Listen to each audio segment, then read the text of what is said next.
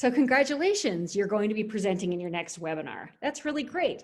There are a few things though that you should keep in mind to make sure that you look as professional as possible. And we call them lights, camera, action, of course. So let's talk about the first thing, lighting. Lighting is very important in a webinar. You want to make sure that you're seen when you're presenting and you don't want to look too dark. So you'll see behind me, I have a pretty benign background, but it's pretty backlit. So that's making me look a little bit darker. I do have a light above, like a ceiling light above my dining room table, but that's not giving me much love, really. So I did bring out a lamp that will actually offer some additional lighting. So I'm just going to turn that on and it looks so much better, right? It just takes all the darkness and shadows off of my face, and now it just pops better.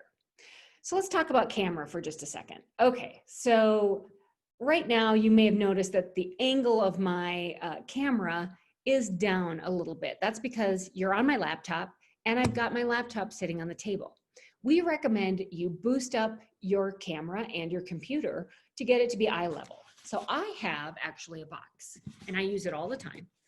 And I put my computer on that and it gets me pretty close. I just adjust the top of my computer and it gets me pretty close to having the camera be at eye level. And so now it's kind of double chin proof, which is kind of nice. But you look a whole lot more professional. You're sitting up a little bit more and you look great. So then the last thing is action, of course. And when I say action, I really mean something more like engagement. Let's engage the audience. How do you do that? Well, you can do that by looking right into the camera and making them feel like you're talking just to them. We really recommend this.